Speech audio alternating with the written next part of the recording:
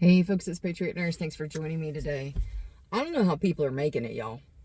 Like, I legit don't know how people are paying their bills. I don't know how people are affording to live. A lot of people aren't affording to live. And so they are choosing to live, make their domain in alternative forms of housing. What got me thinking about this, honestly, was a video that I saw. It was just a brief video. It's making its way around. I don't even have the link for it. But it was this feller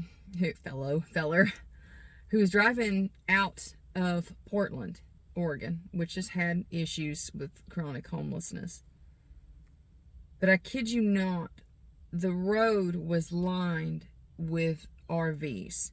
And not the happy type of RVs that you see that are, well maintained from holidayers and vacation goers. No. These were like the beat up RVs that people buy when that's all they've got. And they were lining for what looked like miles of the street. And I just thought to myself when I saw this, I was like, this is reminiscent of the Great Depression. I hold by this. We're in it. Forget the recession. This looks like, to me, with the housing situation, with the cost of groceries, with the cost of property tax going up. How many of you, I'm really interested, leave me a comment below.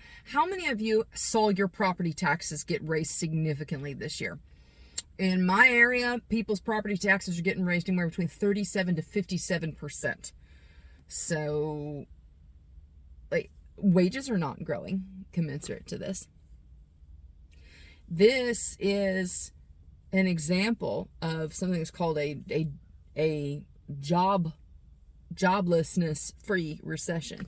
Now, obviously, unemployment is still an issue, but people are fully employed in many cases. Multiple layers of employed, 2 and 3 jobs, and they're still not making it. When you've got rent that's gone up, and when you have housing costs that have gone up, in my area, they've gone up 37% in the past 2-3 years. And it ain't any better. Like, Tennessee is full, y'all. Really, we are. It is getting so bad here that people I know and went to school with cannot afford to live within 45 minutes of their family.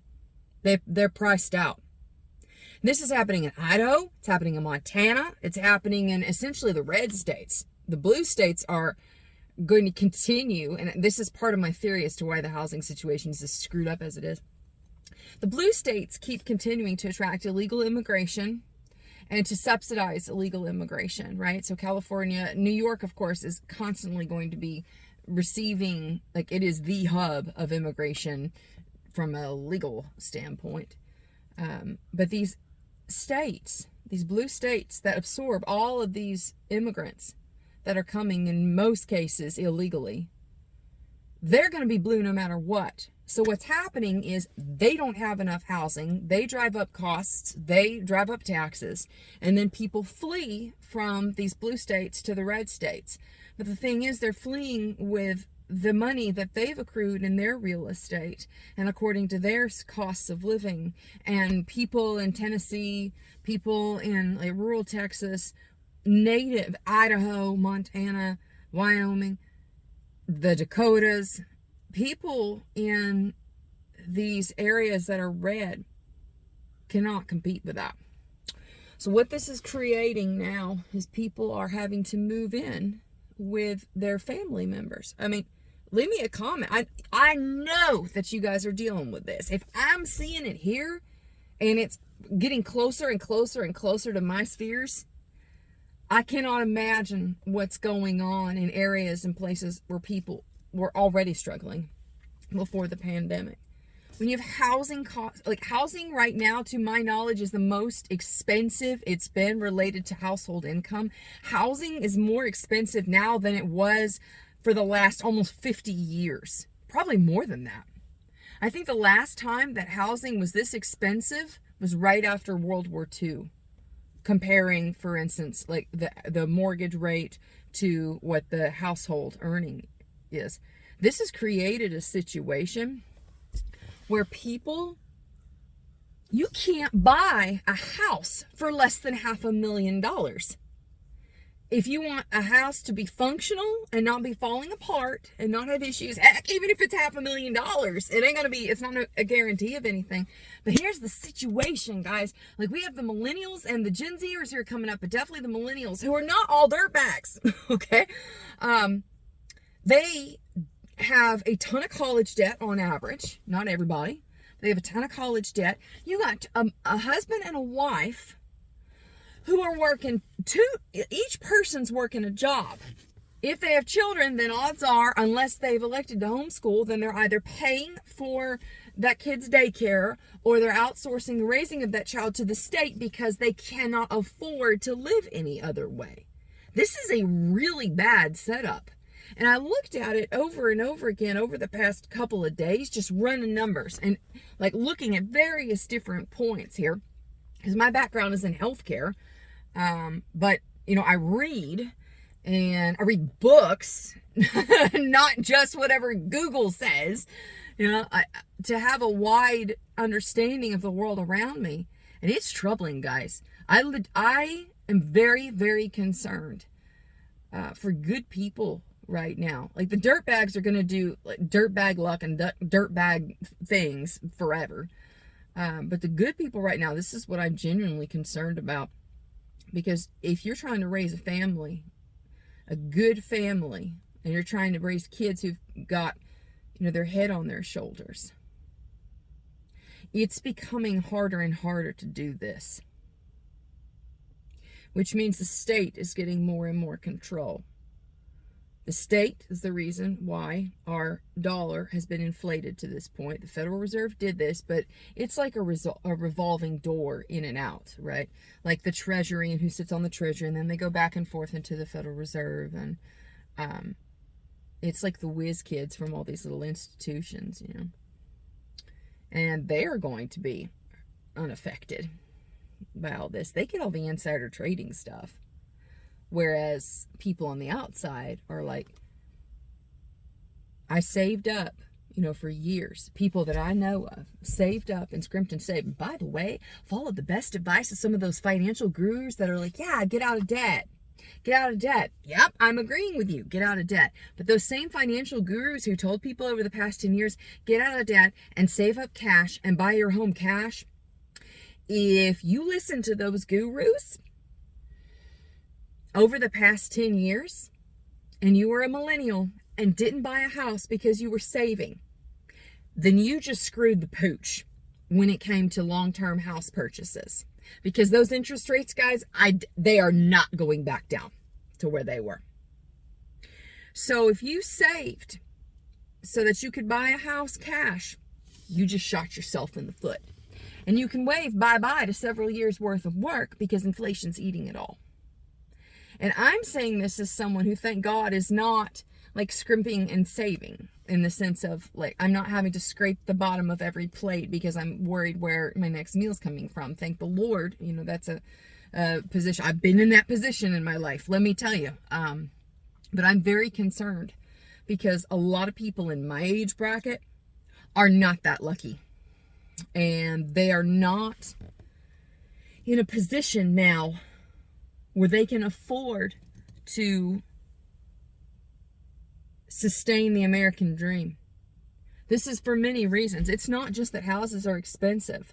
They're not making starter homes anymore. Like, they're not getting built. Now, I don't understand the ins and outs of what it is to be a builder and, you know, to make that a financially sound move from a business standpoint, a business plan. But I do know this.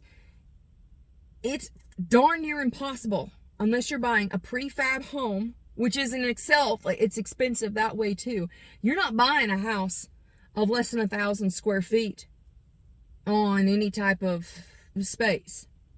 Like, the starter houses of old, they are gone. They used to be row houses, or they used to be TDA houses down here in, you know, East Tennessee, southwestern Kentucky, southeastern Kentucky, sorry, and Southwest Virginia. Like, we used to have options like that, but they are not being built anymore. And you can't blame the builders, I suppose, because if they're going to be, you know, putting their money in, they're going to build a 4,000 square foot house. Why would you build a 1,000 square foot house if you could build a 3,500, 4,000 one? You're going to have all this money coming in from California, New York, New Jersey. Why in the world would you build houses that are affordable for your native Tennesseans and for your native Virginians and native Kentuckians, native Idahoans, native Montanans? Why in the world would you do that? We're going to have a major crisis on our hands. Like, we're already seeing it right now. The affordable housing issue is one that the government created, that was exacerbated by our money. Credit card debt right now is going back up again per capita. I think we're at a breaking point. And I think it's really going to hit when people go back to school, send their kids back to school. So once they go back to school, back to the indoctrination centers where their kids get taught how to, chop off their anatomy and tell each other that their shadow is the opposite color of what their birth color is. The indoctrination centers, when those school supplies come due, it's going to be a rude awakening for a lot of people. And we're not going to vote our way out of this. This is the Federal Reserve. Unless the thing was abolished, forget auditing it. We can't vote our way out of this. We could farm our way out of it if everybody had, cultivation of the land that they had access to, instead of, spraying lawns for True Green or whatever. Then yeah, we could put a dent in the financial issues with a household. But the debt and the lack of having a place to live, it's one thing, okay, well, you can grow food on a patio, but in order for you to edge towards self-sufficiency, you're going to have about a 1/4 acre for you to get to some solid production. People can't afford it. It's a rough day from a cycle and nature of history standpoint. We're going to be judged as a nation for the stuff that we've done. And unfortunately, the bitter waters, the innocent and the guilty drank the bitter waters alike. If you know what I'm talking about, there's a reference in the scriptures, right? It was the trial of the suspected adulterous woman. And so this sota, in Hebrew, the sota, she had to drink the bitter waters. Basically was the burnt up name of God, the ashes, put in water, and she had to drink it. And if she was guilty, then her belly swelled and her thigh rotted. So not exactly, there are a lot of questions as to what that means. The thing is, the innocent and the guilty both had the same trial. The sifting of the wheat and the tares, right? Everybody had to go through. And so, as it is with our own nation, I think that we're going to see, I have found this in my life though, at every time and at every point when I felt like there was a negative, there was also the flip side, is the opportunity for the positive. And in my own life, I found that if I get to a stage in a place where I'm not exactly sure what to do, it's stop, take a step back, and all right, Father, what lesson do you have me to learn right now? What is it? I need to learn this lesson at this space and place that I'm at, and then once I've learned it, I'm going to move forward. Because I believe that everything that I have, finances, whatever, everything that I have has been apportioned to me from the Lord. And if I am living my life in accordance with His Word, and as best as possible, trying to do what I know I'm supposed to do, according to His Word, then He's got it. He owns the cattle on 1,000 hills. There's this old song, it's a gospel song. It goes, if you want it, God's got it. He's got everything you need. If you want it, God's got it.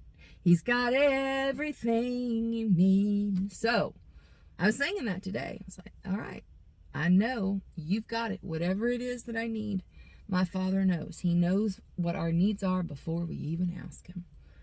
So how do we make it through all this? Faith, action, miracles.